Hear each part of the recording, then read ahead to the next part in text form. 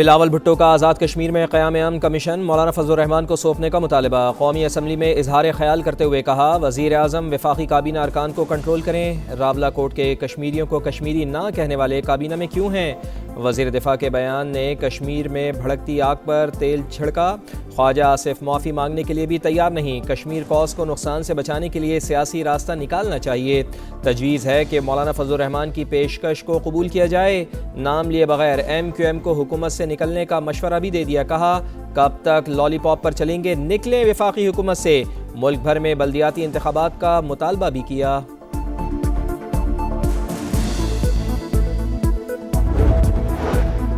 حکومت کا مولانا فضل الرحمان کی ثالثی کو ویلکم کرنے کا اعلان۔ مشیر وزیر اعظم رانا ثناء اللہ کہتے ہیں وزیر اعظم نے کالعدم ایکشن کمیٹی سے مذاکرات کے لیے کمیٹی بنائی۔ فضل الرحمان ثالثی کریں تو انہیں ویلکم کریں گے۔ کالعدم کمیٹی کا مہاجرین کی نشستوں سے متعلق مطالبہ غیر آئینی قرار دیا۔ کہا پاکستان کے لیے قربانیاں دینے والے مہاجرین کو ان کے حق سے محروم نہیں کیا جا سکتا۔ ایسا کرنے کا اختیار صرف آزاد کشمیر اسمبلی کو ہے۔ الیکشن کا شیڈیول آ چکا، نئی اسمبلی معاملہ دیکھے گی۔ کشمیر پاکستان کی شہرگ ہے، معاملے پر کسی غلط فہمی کو موقع نہیں ملنا چاہیے۔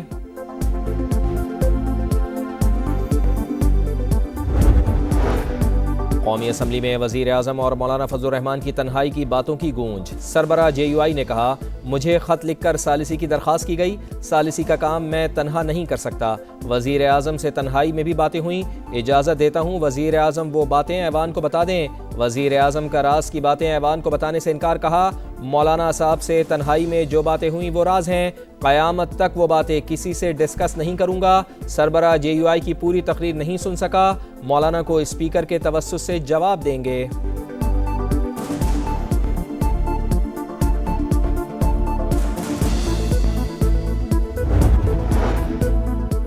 حکومت کی اپوزیشن کو ایک بار پھر میثاق جمہوریت کی دعوت۔ وزیر دفاع خواجہ آصف کہتے ہیں آئیں ماضی کی غلطیاں درست کریں، چارٹر آف ڈیموکریسی سائن کریں۔ قومی اسمبلی میں اظہار خیال کے دوران کہا بانی پی ٹی آئی نے جمہوریت اور پارلیمانی نظام کو نقصان پہنچایا۔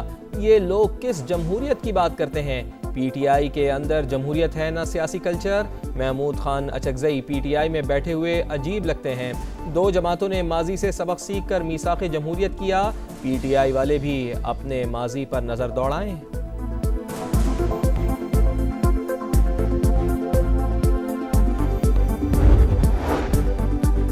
امریکی کانگریس نے ڈونلڈ ٹرمپ کے ہاتھ باندھ دیے۔ صدر ایران کے خلاف جنگ روکیں یا فوجی کارروائی کے لیے منظوری لیں۔ قرارداد منظور۔ سینٹ میں قرارداد کے حق میں 50، مخالفت میں 48 ووٹ آئے۔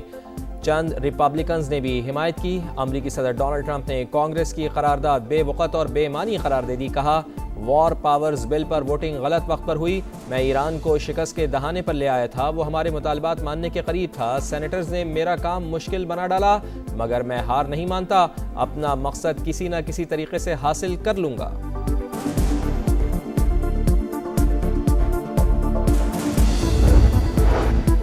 دنیا خطے میں امن کے لیے پاکستان کے کردار کی معترف۔ امریکہ ایران مذاکرات کے دوسرے مرحلے کے لیے 3 مخصوص تکنیکی ورکنگ گروپس بنائے گئے ہیں۔ پہلا گروپ نیوکلیئر پروگرام، دوسرا پابندیوں اور منجمد اثاثوں کے امور کا جائزہ لے رہا ہے، تیسرا گروپ لبنان کی صورتحال پر کام کر رہا ہے۔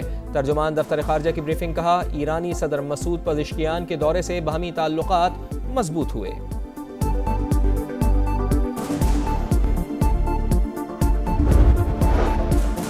Naval chief admiral Naveed Ashraf کا Pakistan navy war college Lahore کا دورہ۔ پی این اسٹاف کورس کے کامیاب شرکاء کو مبارکباد۔ کہا خطہ بدلتی جغرافیائی اور سیاسی صورتحال کے باعث حساس مرحلے میں داخل ہو چکا، مستقبل کے لیے روایتی جنگی حکمت عملیوں پر نظر ثانی ناگزیر ہے۔ جدید جنگی تقاضوں کے مطابق ٹیکنالوجی سے آراستہ افرادی قوت کی ضرورت ہے۔ پاک بحریہ جدیدیت، خود انحصاری اور مشترکہ آپریشنز کے عزم پر کاربند ہے۔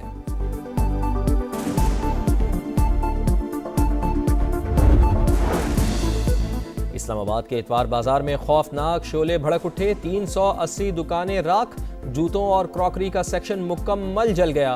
دکانداروں کو بھاری مالی نقصان ہوا۔ امدادی کارروائیاں وقت پر شروع ہو جاتی تو بچت ہو سکتی تھی۔ متاثرین کی دہائیاں۔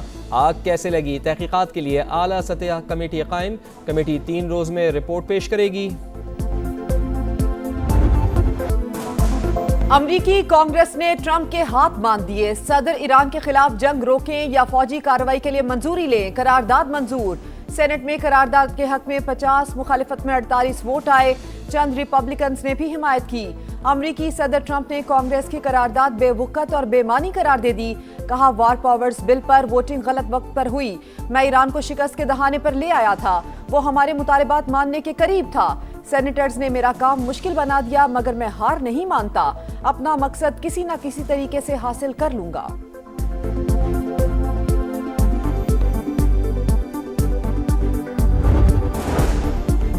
عمان کا اپنے ہرمز میں عارضی بحری راہداری قائم کرنے کا اعلان، جہازوں کے لیے پیشگی رابطہ لازمی قرار۔ عمان اور ایران کا اپنے ہرمز میں محفوظ آمد و رفت یقینی بنانے کے عزم کا اعادہ۔ مسقط میں عمانی سلطان کی ایرانی اسپیکر باقر قالیباف کی قیادت میں وفد سے ملاقات، ہرمز کا انتظام مشترکہ طور پر سنبھالنے پر اتفاق۔ امریکی وزیر خارجہ مارکو روبیو کہتے ہیں آبنہ ہرمز بین الاقوامی آبی گزرگاہ، عالمی قوانین کے تحت کوئی ملک اس پر ٹول یا فیس عائد نہیں کر سکتا۔ Ballistic missile was never a subject of discussion between Iran and United States. It was not on the table at all, and it has no mention in the MOU. Iran اپنے دفاع کے لیے ballistic missile کیوں نہیں رکھ سکتا؟ دوسرے ممالک میزائل رکھیں اور ایران کے پاس نہ ہو، یہ دوہرا معیار نہیں ہونا چاہیے۔ وزیر اعظم شہباز شریف کی صدر پزشکیان کے ہمراہ پریس کانفرنس، کہا ایرانی میزائل پروگرام کبھی بھی مذاکرات کا حصہ نہیں رہا، دنیا میں امن معاہدے کو سبوتاج کرنے والے بہت ہیں، شرپسند عناصر امن عمل کو نقصان پہنچانا چاہتے ہیں، دونوں ملک باہمی مفادات کے لیے مل کر کام کریں گے۔ ایرانی صدر کا وزیر اعظم شہباز شریف اور فیلڈ مارشل عاصم منیر کو خراج تحسین، شاندار استقبال اور بھرپور میزبانی پر اظہار تشکر، پاکستان اور ایران کو یکجان دو قالب قرار دیا۔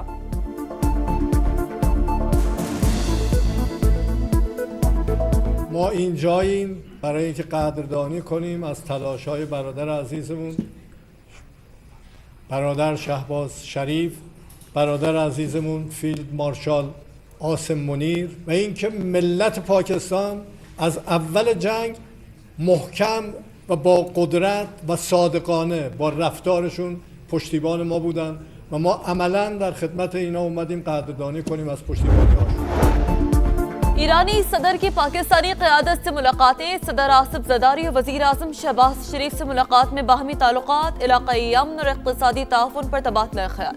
صدر زرداری کی معزز مہمان کو تاریخی MOU پر مبارکباد، کہا امید ہے تکنیکی مذاکرات مستقل امن کا باعث بنیں گے، رہنماؤں کا پائیدار استحکام کے لیے کوششیں جاری رکھنے کا عزم۔ پاکستانی وفد شہید ایرانی سپریم لیڈر آیت اللہ خامنائی کی تدفین میں شرکت کرے گا۔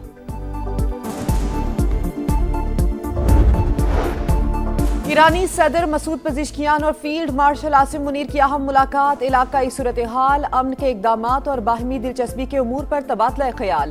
ISPR کے مطابق مسعود پزشکیان کی جانب سے تنازعات کے حل اور علاقائی سٹیک ہولڈرز کے درمیان ثالثی پر پاکستان کی بھرپور پذیرائی۔ سپہ سالار نے خوشحالی اور استحکام کے لیے قریبی مشاورت برقرار رکھنے کا عزم دہرا دیا۔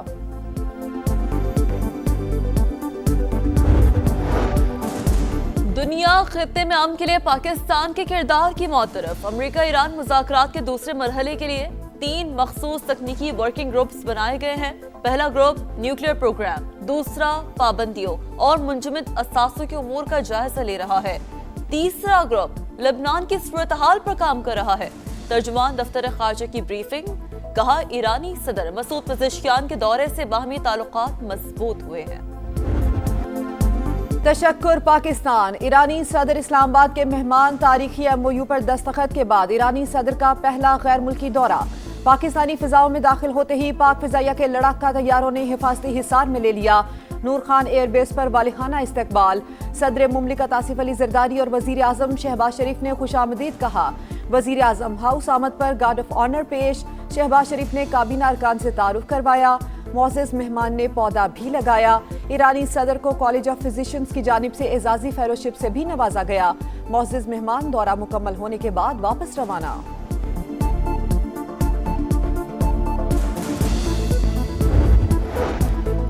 آبنا ہرمز کھلی ہے، فریقین نے دوبارہ بند نہ کرنے کی یقین دہانی کرا دی۔ آبی گزرگاہ سے بارودی سرنگوں کی صفائی کے لیے واشنگٹن اور تہران کے درمیان ہاٹ لائن قائم ہونی چاہیے۔ قطری وزیر اعظم کی برطانوی جریدے سے گفتگو، کہا خلیجی ممالک ایران سے سرمایہ کاری فنڈ کے لیے مالی تعاون کریں، خطے کے ملکوں اور ایران کے درمیان نیا سیکیورٹی فریم ورک تشکیل دیا جائے۔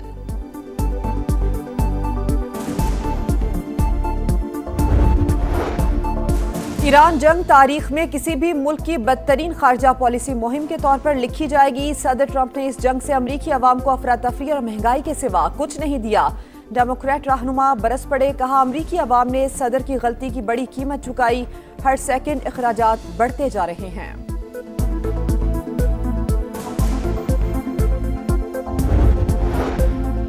ایران امریکہ معاہدے کے عالمی منڈی پر مثبت اثرات، خام تیل کی قیمتوں میں کمی کا رجحان، امریکی WTI آئل $73 فی بیرل پر فروخت، برطانوی خام تیل کی قیمت کم ہو کر $77.08 ہو گئی۔ اسرائیل کا غزہ میں بچوں کو جان بوجھ کر نشانہ بنانا نسل کشی، غزہ اور مقبوضہ مغربی کنارے میں جو ہو رہا ہے وہ جنگی جرم ہے۔ اقوام متحدہ کے آزاد تحقیقاتی کمیشن کی رپورٹ، لکھا کہ غزہ میں 17 لاکھ فلسطینی انتہائی قسم پرسی میں زندگی گزارنے پر مجبور ہیں، 80% آبادی بے گھر، پانی، رہائش اور بنیادی سہولیات کی شدید قلت کا سامنا ہے۔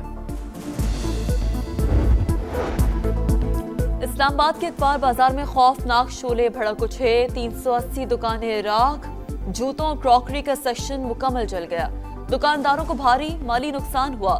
امدادی کارروائیاں وقت پر شروع ہو جاتی تو بچت ہو سکتی تھی۔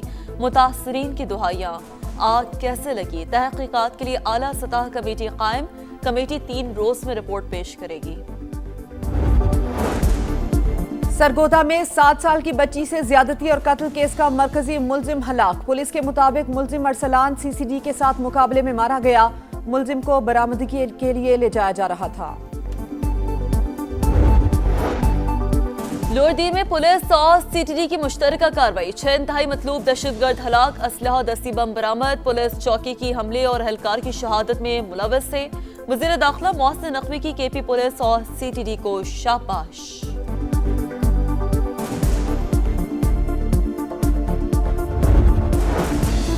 افغان رجیم کی صفوں میں بڑی دراڑ، صوبہ بدخشاں کے معدنیاتی وسائل پر قبضے کی جنگ نے عسکری اور سیاسی بحران کی شکل اختیار کر لی۔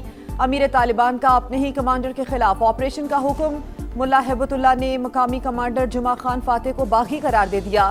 جمعہ خان کی گرفتاری کے لیے 50 عسکری گاڑیوں پر مشتمل طالبان رجیم کا بھاری دستہ متحرک۔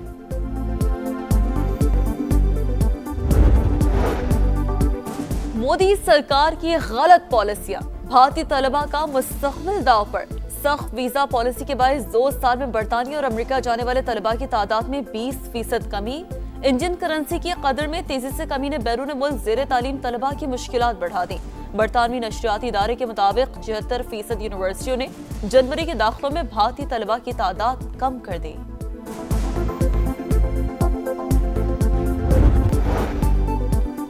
اور یورپ میں گرمی کی شدید لہر، فرانس میں اموات 40 ہو گئیں، حکام کی شہریوں کو احتیاطی تدابیر کی ہدایت، اسپین، پرتگال، یونان اور اٹلی میں بھی ہیٹ ویو، عوام کی مشکلات بڑھ گئیں۔